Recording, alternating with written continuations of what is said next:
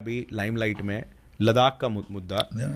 तो इसमें सोनम वांगचुक जी आवाज़ उठा रहे हैं हाँ. और वो बोल रहे हैं कि इकोनॉमी को इकोलॉजी के साथ बैलेंस करके चलें और ऐसा वो हालत ना हो जो कि दूसरे हिमालयन देशों राज्यों का हुआ बेसिकली। तो इस पे आपका क्या विचार है? आपको क्या लगता है कंस्ट्रक्टिव? देखिए साहब, मेरा सिर्फ कहना ये है, Ladakh is a hyper sensitive state, hyper sensitive area है। चीन का खतरा मंडरा रहा है सबसे ज्यादा वहां लद्दाख पे।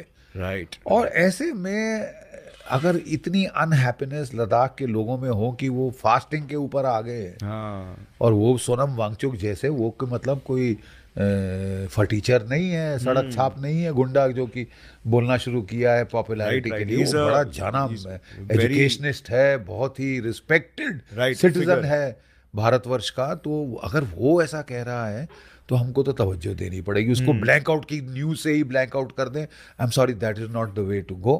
What is the problem? Let us address it.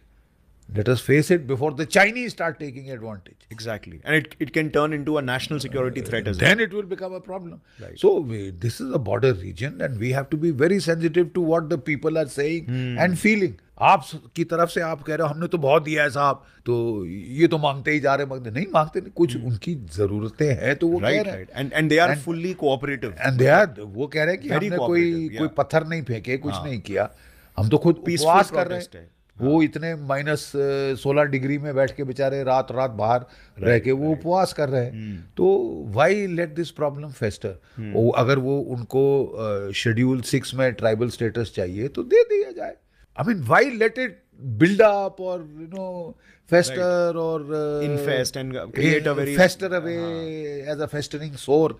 ये नहीं होना चाहिए कि उसको हमने न्यूज से हटा दिया तो है ही नहीं, प्रॉब्लम ही नहीं है। आई एम सॉरी, वो तो ऑस्ट्रिच का तरीका है। If there is a problem it is definitely there, the people are unhappy, right, attend to that unhappiness and I am sure we will find a way out. बड़े बड़े आला दिमाग हैं हमारी सरकार में, they can find a way out of this. और वो भी आपको एक अपने ब्रॉडकास्ट में तो यही कह रहा था कि साहब देखिए, अग्निवीर से तो हमारी इकोनॉमी पे भी फर्क पड़ेगा। हम तो सारा, आधे तो लद्दाखी बेचारे लड़के फौज में हैं and they are the best fighters high altitude के लिए। वो तो बॉर्न एंड, उनको कोई एक्लेमेटाइजेशन की जरूरत नहीं।